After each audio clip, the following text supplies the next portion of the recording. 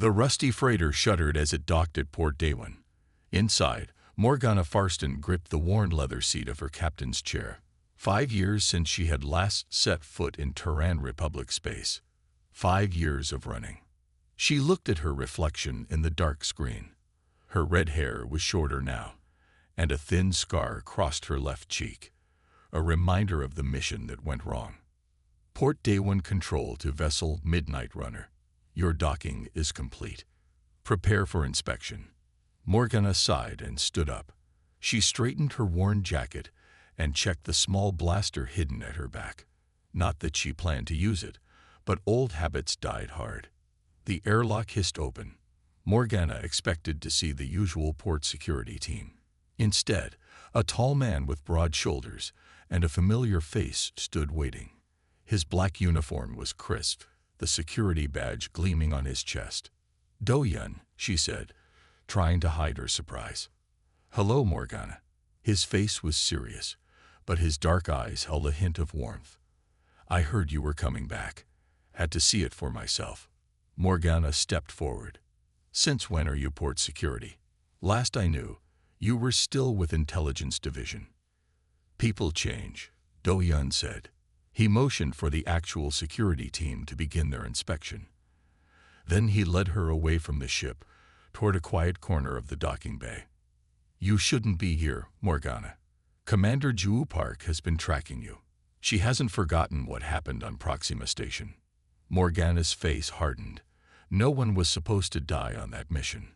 "Tell that to the families of the 23 people who did," Do-Yun replied.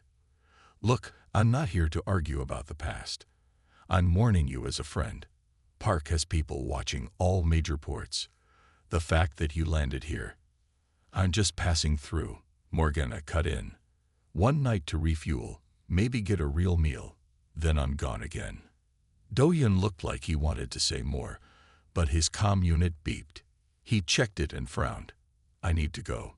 Be careful, Morgana. For old time's sake." He walked away, leaving Morgana alone with her thoughts. She headed toward the exit, planning to find a cheap room for the night. Port Daewon was busier than she remembered. Humans brushed past her, along with several alien species, tall, slender Ryujin with their blue-tinted skin, and stocky Vega colonists with their distinctive facial markings.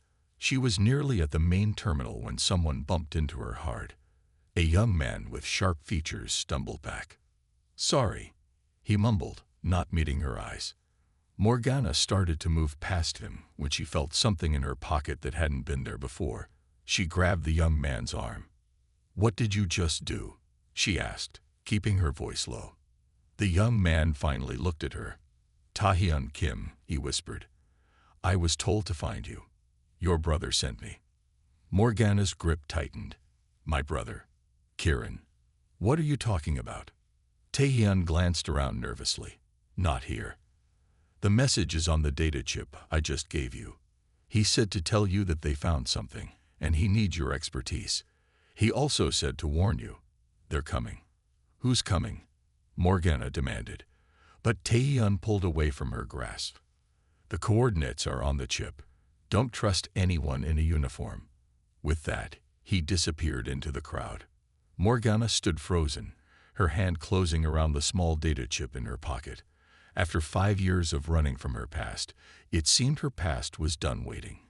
And her brother, who she hadn't spoken to since that fateful day on Proxima Station, needed her help.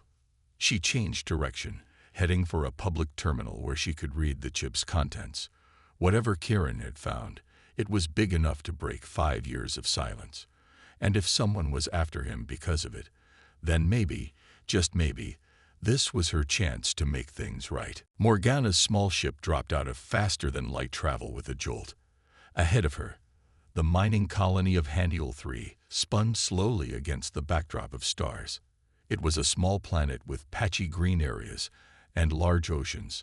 Not the prettiest world, but rich in rare minerals. Haniel 3 control to approaching vessel. "Identify yourself," crackled a voice over her comm. "This is Morgana Farstan on the Midnight Runner, requesting permission to land." There was a long pause. "Farstan, Are you related to Kieran Farstan? Morgana leaned forward. He's my brother. I'm here to see him. Stand by, the voice said. 10 minutes later, Morgana's ship touched down on a landing pad at the edge of the main colony. The settlement was smaller than she expected, just a cluster of buildings surrounded by mining equipment. Most of the structures were prefabricated, designed to be packed up and moved when the minerals ran out. As Morgana stepped out, she noticed the colony seemed strangely quiet. Few people walked the paths between buildings. Those who did moved quickly, heads down. A young woman with short black hair hurried toward her. She wore the gray uniform of a research assistant, with a patch that read Geological Survey on the sleeve. Ms. Farstan. I'm Una, the woman said, slightly out of breath. I worked with your brother. Morgana frowned. Worked? Where is Kieran now? Una glanced around nervously. Not here. He left 3 days ago. That's why I was surprised when Control said you were coming. I thought maybe you already knew. Knew what? My brother sent me a message with coordinates to this colony. He said he needed my help. Una's eyes widened. He must have sent it before everything happened. Look, we shouldn't talk here. Come with me. She led Morgana through the colony to a small laboratory building. Inside, equipment lay scattered as if someone had left in a hurry. Una closed the door and activated a device that emitted a low hum. Anti-listening device, she explained. Your brother gave it to me before he left. What is going on? Morgana demanded. Una took a deep breath. 2 weeks ago, your brother's team was drilling deep in Sector 7 when they found something buried in the rock. Not a mineral or fossil. Something made. An artifact of some kind. An artifact. From what civilization? We don't know. It predates any known species in this sector. It's a kind of metal disc covered in symbols, with a strange energy signature. Kieran was excited. He said it might be a key or a map. Morgana paced the small lab. And where is this artifact now? Kieran took it when he left. He said it wasn't safe here anymore. Una moved to a computer terminal. The day after we found it, a corporate ship arrived. Sunwoo Industries. They claimed they had rights to all discoveries on Haniel 3. Their security team took over the main research facility. And let me guess, they're very interested in my brother's work. Una nodded. Their leader, Director Mincio, has been questioning everyone who worked with Kieran. Yesterday, they searched his quarters. The lab door suddenly slid open. A tall, stern-looking woman in a black corporate uniform stood there, flanked by 2 security guards. Well, she said, smiling thinly. When I heard a Farstan had arrived, I was hoping it might be the brother, but the sister will do just as well. Her eyes narrowed. I am Director Mincio of Sunwoo Industries. I think you and I need to have a conversation about your brother's theft.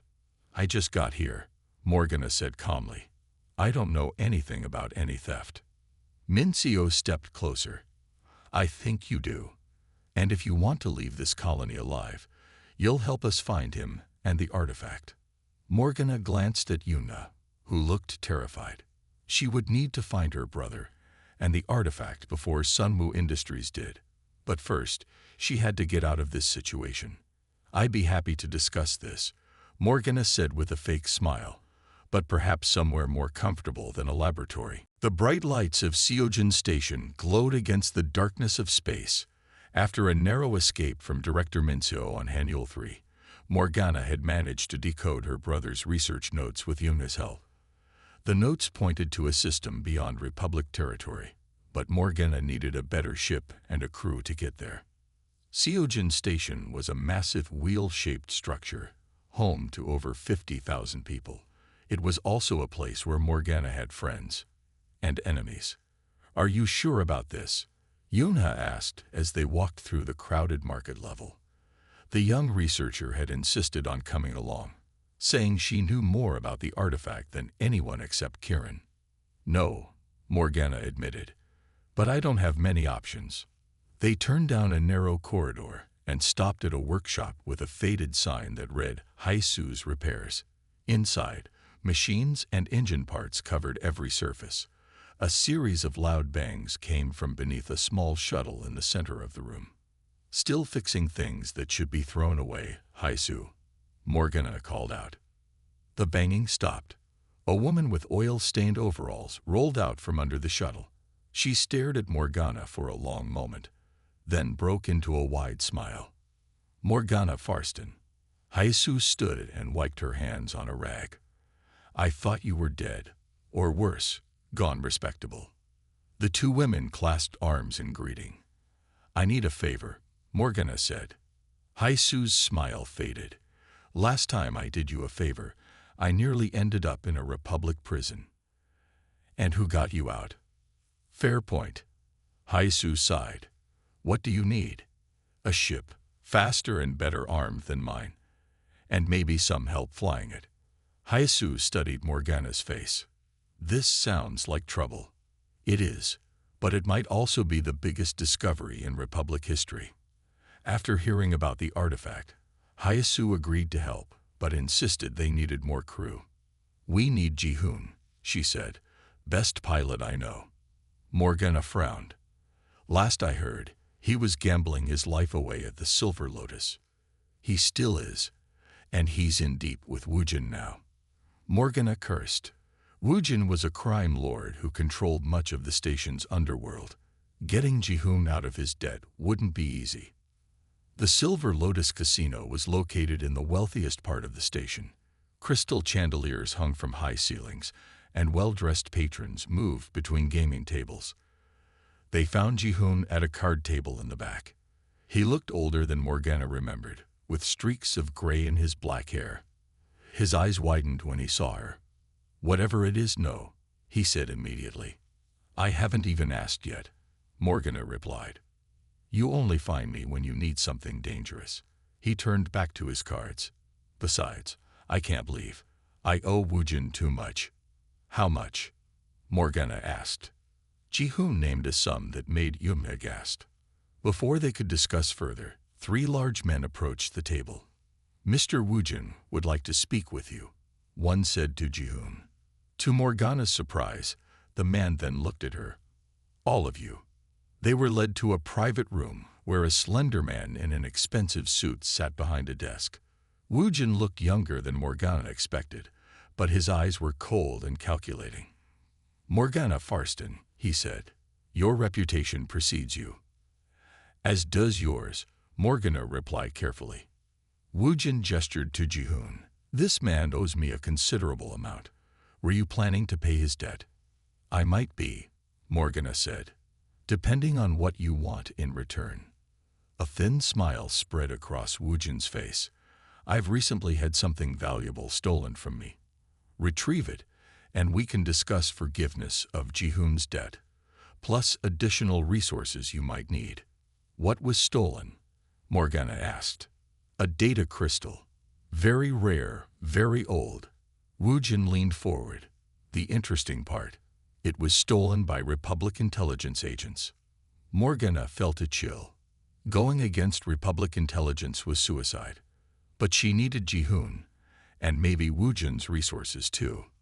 "If we get this crystal," she said slowly, "you'll clear Jihoon's debt and help us with a ship." Woojin nodded. "Do we have a deal?" Morgana looked at her companions. Yunha looked frightened, HFY resigned, and Jihoon desperate. "We have a deal," she said. "This is the worst plan I've ever heard," Jihoon whispered as they crouched in the dark maintenance tunnel. Above them, the Republic Intelligence Office hummed with activity. "Do you have a better one?" Morgana asked.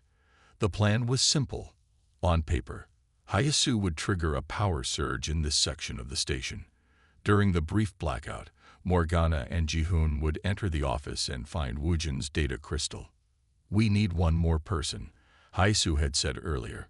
"Someone who knows computers." That's how they found Jawan, a skinny young man with quick fingers and quicker eyes. Yunha had spotted him hacking a public terminal for extra credits. "Ready?" Morgana asked through her comm unit. "Ready," came HFY's reply. Blackout in 3, 2, 1. The lights above them went out. Emergency lights cast a dim red glow. Now, Morgana said. They climbed up through the maintenance hatch into an empty hallway. Jawan had helped them find the building plans and discovered this rarely used access point. They moved quickly to a door marked Archives. Jawan connected a small device to the keypad.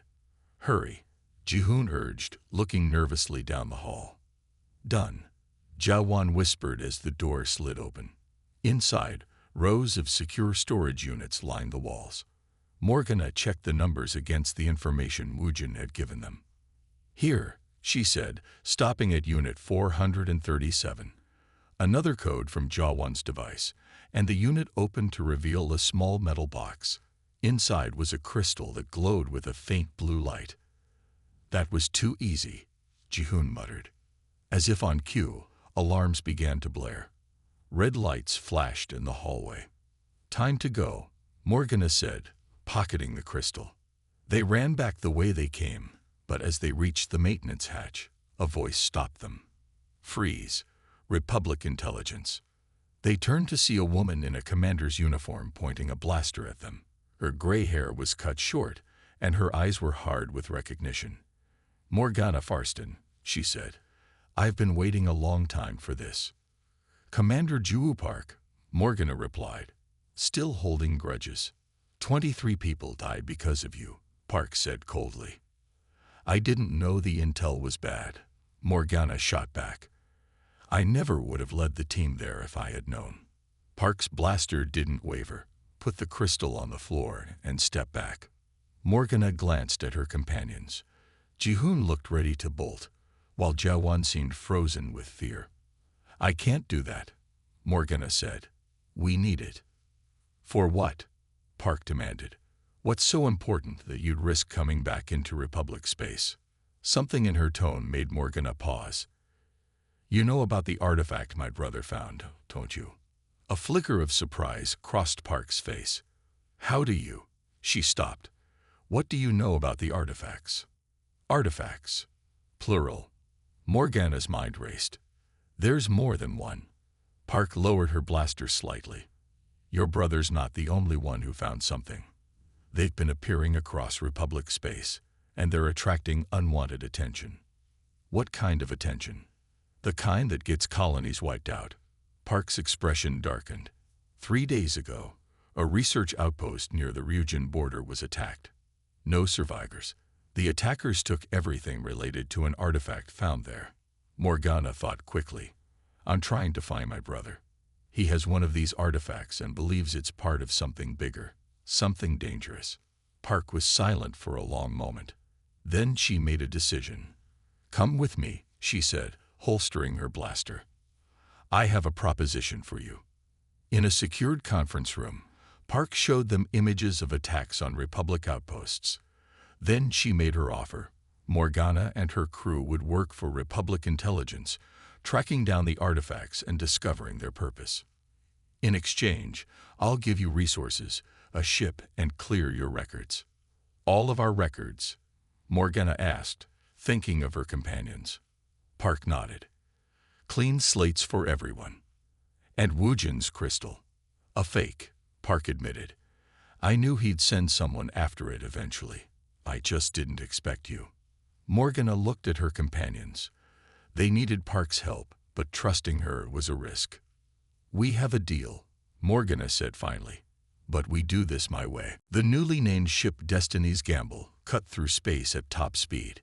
Commander Park had kept her word, providing Morgana and her crew with a fast, well-armed vessel. For the past week, they had followed Kieran's trail to an abandoned research station. Are we sure this is the right place? Jihoon asked from the pilot's seat. Outside the view screen, a massive ring-shaped structure hung in space. It was clearly ancient, its metal surface covered in strange symbols. These are the coordinates from Kieran's notes. Yuna confirmed, studying her tablet. This station was built by a race called the Architects. They vanished thousands of years ago. Morgana stared at the station. Take us in slowly, she ordered. Haisu, Keep the engines ready for a quick exit if needed. As they approached, the station seemed to come alive. Lights flickered on along its surface, and a large doorway opened in one section. "It's reacting to the artifact," Yunha said excitedly. The small disk they had recovered from Mujin was glowing brightly on the ship's console. "Could be a trap," Jawan warned. The young hacker had proven valuable, decoding much of Kiran's encrypted notes. "Only one way to find out," Morgana said. "Jihoon, dock at that opening. Haisu stays with the ship. The rest of us will check it out." Once inside, the station was a maze of dark corridors and strange rooms. The walls were covered with the same symbols as the artifact. Yunha took dozens of pictures, trying to understand their meaning. "It's like a language," she said, "but unlike anything in our records." They entered a large circular chamber. In the center was a pedestal with a small indentation, the exact size and shape of their artifact. "I think this is what Kiran was looking for," Morgana said. Before she could place the artifact, they heard the sound of a ship docking. "Haisu, what's happening?" Morgana called into her comm unit. "Another ship just arrived." Haisu's voice crackled. "Big one. Military grade. They're sending in troops." "How did they find us?" Jihoon asked. "Doesn't matter," Morgana replied. "We need to work fast." Jawan connected his tablet to a console near the wall. "I'm picking up an energy signature from deeper in the station. It's similar to our artifact." "Go check it out," Morgana told him. "Yumna, see if you can figure out what happens when we place the artifact. Jihoon and I will slow down our visitors." Jihoon grinned as he pulled out his blaster, just like old times. They didn't have to wait long. 6 figures in black combat suits entered the chamber, weapons raised. Their helmets hid their faces, but their armor bore a familiar logo, Sunwoo Industries. "Stand down and hand over the artifact," ordered their leader. "I don't think so," Morgana replied, taking cover behind a column. The firefight was brief but intense. Morgana and Jihoon were outnumbered, but they knew the layout better. They managed to take down 3 of the intruders before being forced back to the central chamber. There they found Yunha about to place the artifact on the pedestal. "Wait," called a voice from the entry.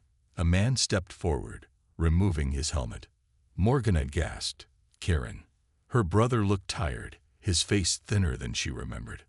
"Hello, sister. It's been a while." "You're working with Sunwoo Industries?" Morgana asked in disbelief. Kiran shook his head. "Not exactly. But Seojin Sunwoo has resources we need." He gestured, and a tall, elegant man in an expensive suit stepped forward. "Ms. Farstan," said Seojin Sunwoo with a slight bow. "Your brother has told me about you.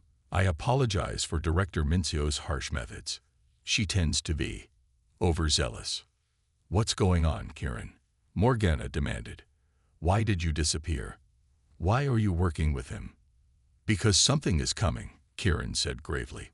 "Something the architects feared. Something they built this entire network to defend against." He looked at the artifact. "And we need to activate it before it's too late." Yuna, who had been studying the wall inscriptions, suddenly spoke up. "He's right. These symbols, they're a warning. They talk about a great darkness that devours civilizations. The architects called it the Devourer. And it's awakening."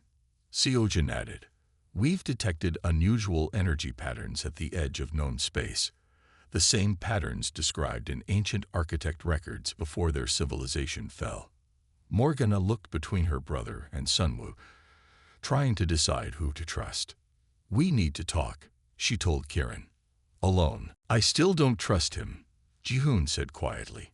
3 days had passed since their meeting with Kiran and Seojin Sunwoo. Now they were all aboard the Destiny's Gamble, heading to coordinates Kiran had provided. A hidden base in the demilitarized zone between Terran Republic space and Ryujin Empire territory. "I don't either," Morgana admitted, "but he's my brother." Their private talk had revealed little. Kiran insisted the threat was real, but was vague about how he and Sunwoo had connected. He had, however, shared what he knew about the artifacts. Their keys, Yunha explained to the group, pointing to her screen. Each one activates a different part of a defense network built by the architects. The station we found was just one node. Jawan nodded. According to the data I found, there are at least 7 more artifacts scattered across the galaxy, and Sunwoo Industries has been collecting them. Haisu added. The ship's alarm suddenly blared. Ji-hoon rushed to the cockpit. Border Patrol, he called out. Ryujin ships approaching. Morgana joined him at the controls. 3 sleek, blue-tinted vessels were moving toward them. The Ryujin Empire was normally peaceful, but their border patrols were known to be strict. This is Ryujin Border Command, came a voice over the comm. You are entering restricted space. Identify yourselves. This is Morgana Farstan of the Terran Republic vessel Destiny's Gamble. We're on a diplomatic mission. There was a pause. Prepare to be boarded for inspection. That wasn't part of the plan, Ji-hoon muttered. Plans change, Morgana replied. Sunwoo said he had contacts among the Ryujin. Let's see if he was telling the truth. She opened a channel to Seojin's ship, which was following at a distance. To her surprise, the Ryujin patrol broke off after a brief communication from Sunwoo. What did you tell them? Morgana asked when they were clear. I merely mentioned we were expected, Seojin replied smoothly. 2 hours later, they approached what looked like a large asteroid. As they got closer, Morgana could see it had been hollowed out and converted into a base. Hidden docking bays opened to receive their ships. Inside, they found a fully equipped research facility. A small team of scientists worked at various stations. Among them was a tall, blue-skinned Ryujin with silver markings on his face. Welcome to our humble outpost, the Ryujin said in perfect English. I am Heijin, formerly of the Imperial Science Academy. A Ryujin exile, Karen explained. Heijin was banished for his extreme theories about ancient threats to the galaxy. Theories that are now proving correct, Heijin said. Show them, Karen urged. Heijin led them to a central chamber. There, floating in a containment field, were 3 artifacts identical to the one they had found, but with different symbols. The keys to our survival, Seojin said. And there's more, Karen added, activating a large holographic display. It showed the galaxy with 7 points of light, marking different locations. Each light represents a defense platform created by the architects. When activated together, they form a barrier. A barrier against what? Morgana asked. The Devourer, Heijin replied. In our ancient texts, it is described as a cosmic entity that feeds on technological civilizations. The architects sacrificed their entire species to trap it. And now the trap is failing, Karen finished. Yunha, who had been examining the artifacts, looked up. These symbols match the warning messages on the station. They talk about a great sleep and an inevitable awakening. Suddenly, alarms blared throughout the base. A scientist ran into the room. Ships approaching, he shouted.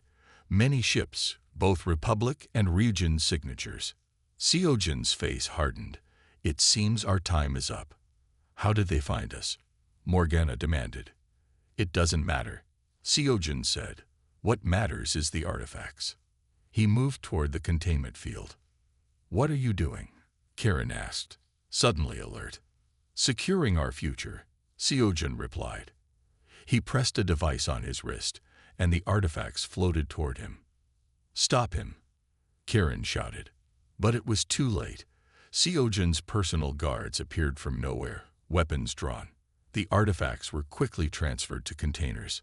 I'm sorry it has to be this way, Seojin said.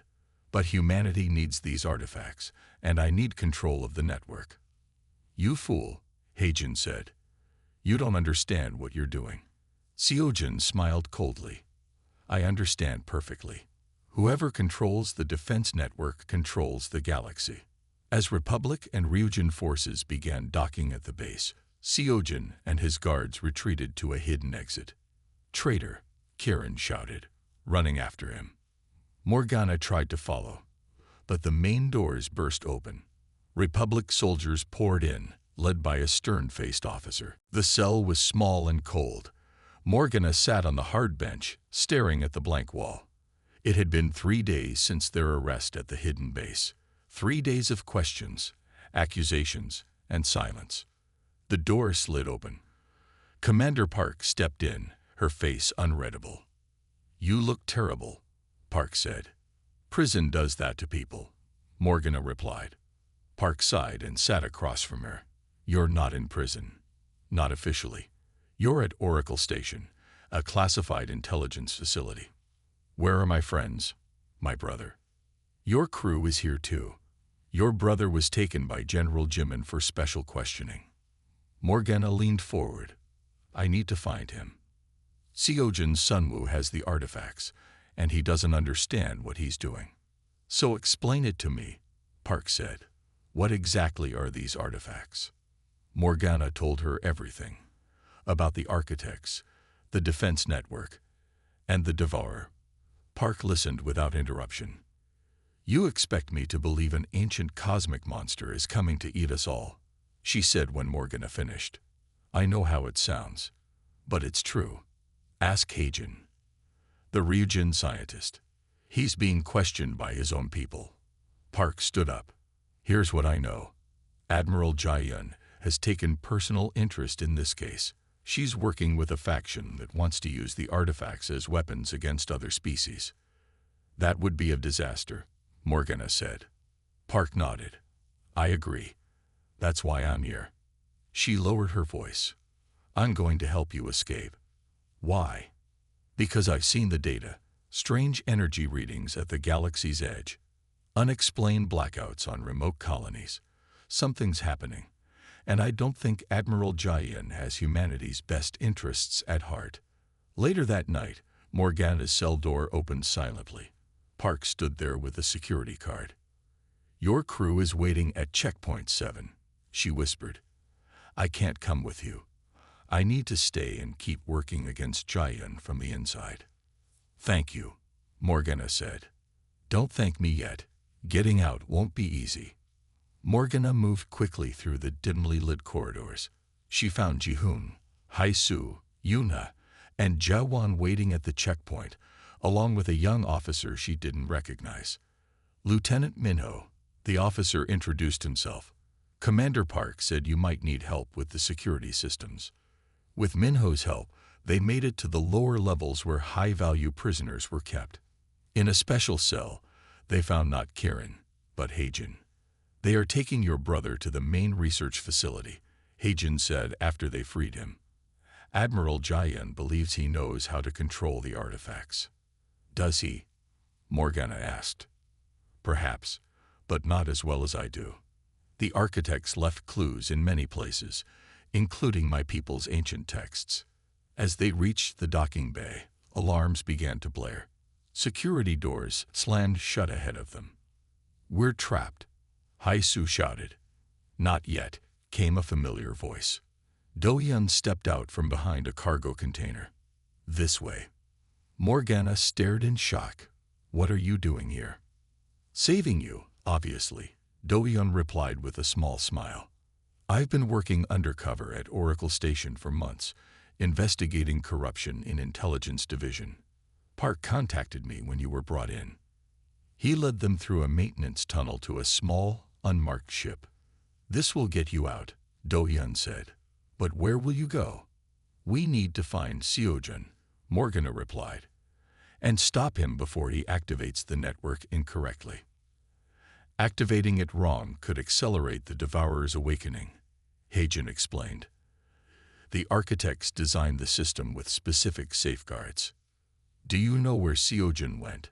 Ji-hoon asked. Heijin nodded. "There is an architect installation on a rogue planet in unclaimed space. It's the central hub of the defense network. That's where he'll go."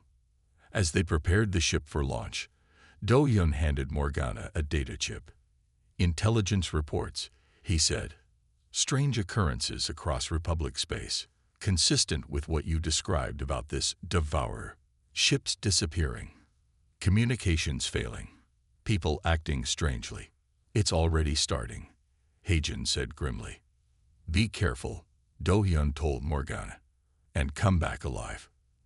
The ship slipped out of Oracle Station, its stealth systems hiding it from sensors.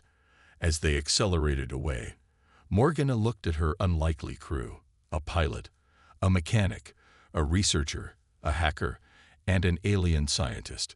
Set course for the coordinates Heijin provided. She ordered Ji-hoon. We're going to stop Seojun, rescue my brother, and save the galaxy.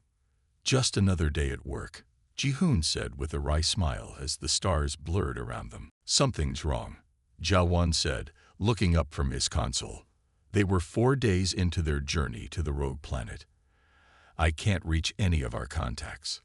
Morgana frowned. Try using the emergency channels. After several attempts, Ja-won managed to connect to a news broadcast. The report was alarming. The Ryujin Empire had moved its fleet to the border, claiming the Republic was activating dangerous technology. Republic colonies near the Galactic Rim reported strange equipment failures and communications blackouts. Some outposts had gone completely silent. It's happening, Heijin said quietly. The Devourer's influence grows stronger as it awakens. A message alert blinked on the console. Morgana hesitated before opening it. Commander Park's face appeared on the screen. Morgana, I don't have much time, Park said, her voice urgent. Admiral Jayan is making her move. She's ordered the fleet to a defensive position and declared an emergency. She's using the Ryujin threat as an excuse to take control. She wants the artifacts, Morgana replied. Park nodded. She believes they're weapons that will give humanity an advantage over other species. But there's more. I've been investigating her communications. She's been in contact with Seojun for months. They're working together. Haisu asked in surprise. I think so. And they're not alone. Several high-ranking officials are involved. Park glanced over her shoulder. I need to go. But first, I've arranged a meeting. Coordinates are attached. Key leaders who oppose Jayan will be there. You need to convince them of the real threat. The transmission ended abruptly. What do we do? Yuma asked. Go to the meeting or continue to the rogue planet. Morgana thought for a moment. We split up. Ji-hoon, Haisu, and I will go to the meeting. Yuma, Ja-won, and Heijin will continue to the planet. We'll catch up when we can. No one liked the plan, but they agreed it was necessary. 2 days later, Morgana, Ji-hoon, and Haisu arrived at the coordinates in a small shuttle. The meeting place was an abandoned mining station. Inside, a tense group waited. Commander Park, General Taeyong, a respected Republic military leader, Ambassador Dong-yun from the Ryujin Empire, and Governor Chaedong, representing the independent human colonies. This better be important, General Taeyong said gruffly. We're on the brink of war. It's more important than you know, Morgana replied. She and Heijin had prepared a presentation with all their evidence about the architects, the artifacts, and the Devourer.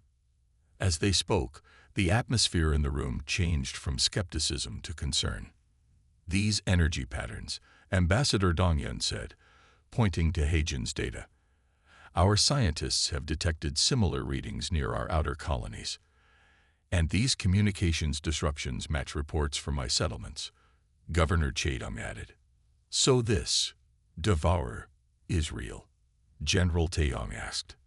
Very real, Morgana confirmed. And while we fight each other, it grows stronger. What do you propose? Ambassador Dong-yun asked. A unified response, Morgana said. We need to stop Seojun and Admiral Jayan from activating the network incorrectly. Then we need to work together to properly activate it as the architects intended. The discussion was long and heated, but eventually they reached an agreement. General Taeyong would gather loyal Republic forces. Ambassador Dong-yun would seek the Ryujin Emperor's support. Governor Chaedong would coordinate with the independent colonies. As the meeting concluded, alarms blared throughout the station. We're being boarded, Commander Park announced, checking the security feed. Republic Special Forces, On the screen, they could see soldiers in black uniforms securing the docking bay. Jiayun must have discovered our meeting, General Taeyong said. A young intelligence officer named Boyang rushed in. It's worse than that, she said breathlessly. Admiral Jiayun has declared martial law. She's claiming General Taeyong and Commander Park are traitors working with alien forces. We need to get you out of here, Morgana told the group. If Jiayun captures you, there will be no one left to oppose her.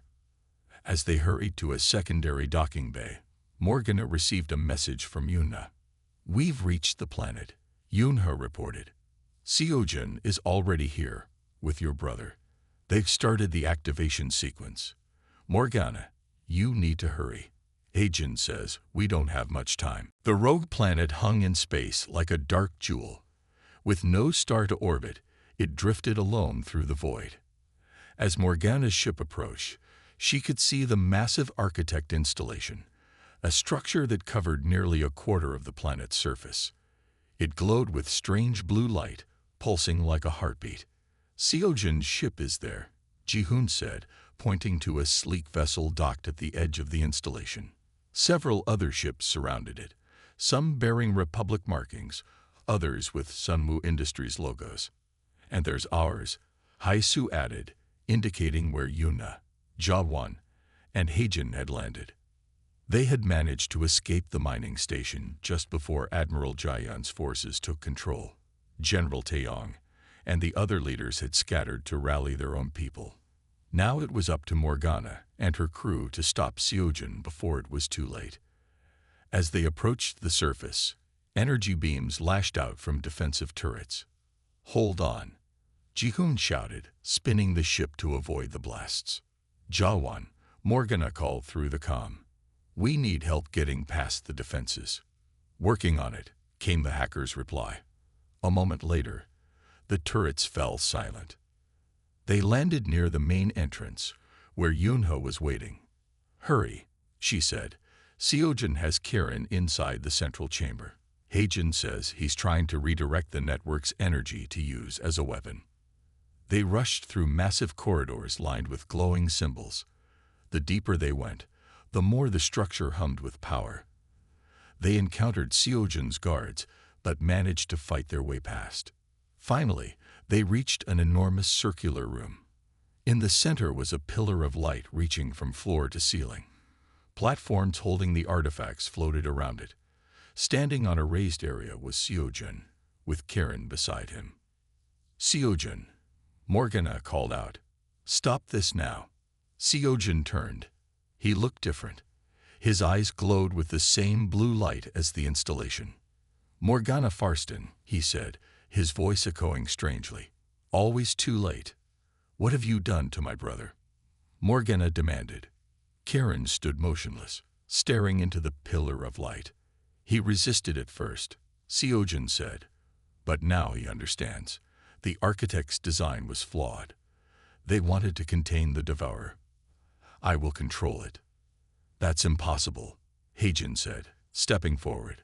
The devourer cannot be controlled. It feeds on technological civilizations, on their knowledge and energy. My people's ancient texts were clear. Your people were cowards, like the architects. Seojin replied. I have improved their design. The network will not shield us from the devourer. It will harness its power. You've connected yourself to the system, Heijin realized. The architect interface is changing you. Seojin smiled. It has opened my eyes. I see now what the devourer truly is, a force of evolution. Those strong enough to use it will survive. He's insane, Haisu whispered. Kirin suddenly turned. Morgana, he said, his voice strained. The activation sequence is wrong. He's connected the artifacts incorrectly. Quiet, Seojin snapped. He raised his hand, and Kirin fell to his knees in pain. Stop it, Morgana shouted, raising her blaster. You cannot stop what is coming, Seojin said. Parts of the Republic have already fallen under the devourer's influence. Admiral Jiayun and her followers. They hear its call without even knowing it. Outside, They could hear the sounds of battle. Republic ships loyal to General Taeyong were engaging Jaehyun's forces. Ryujin vessels had joined the fight. "Heijin," Morgana said urgently. "How do we fix this?" "The artifacts must be realigned," the Ryujin scientist replied. "But the system is locked to Seojin now. Someone would need to replace him in the interface." While they talked, Jawan had been quietly working at a console. "I can create a disruption," he said. "It might break Seojin's connection for a moment." "Do it," Morgana ordered. Jawan activated his program. The pillar of light flickered, and Seojin screamed in pain. Kieran lunged forward, pushing Seojin away from the control panel. "Now," Kieran shouted, his hands flying over the ancient controls. "Heijin, help me realign them." Working together, Kieran and Heijin repositioned the artifacts. The pillar of light changed from blue to gold. "It's working," Heijin said, "but the system needs a living mind to direct it." Seojin had recovered and was approaching, his face twisted with rage. "This is my destiny." "No," Kieran said firmly. "It's mine." Before anyone could stop him, he stepped into the pillar of light. "Kieran!" Morgana screamed. The room filled with blinding light. When it faded, Kieran stood transformed, his body glowing from within. "The network is activating correctly," he said, his voice layered with echoes. "The shield will contain the devourer. For now." Outside, a wave of golden energy spread across space, forming a barrier at the galaxy's edge. "Kieran," Morgana said, tears in her eyes, "what have you done?" "What was necessary," he replied with a sad smile. "My consciousness will become part of the network. I'll help maintain the shield." "Is there no other way?" Morgana asked. "Not this time, sister." Kieran's form was already becoming transparent. "Tell our story. Prepare them. This is only the beginning." As Kieran faded into the light, Seojin made one final desperate lunge toward the control panel. Morgana fired her blaster, and Seojin fell, his connection to the architect system broken forever. The installation began to stabilize. In orbit above, the battle had ended as ships from all sides witnessed the golden shield spreading across the stars. "What now?" Jihoon asked as they returned to their ship. Morgana looked out at the galaxy, where the shield now glowed like a distant wall of light. "Now we rebuild," she said. "We prepare. And when the devourer finds a way through, and it will, we'll be ready."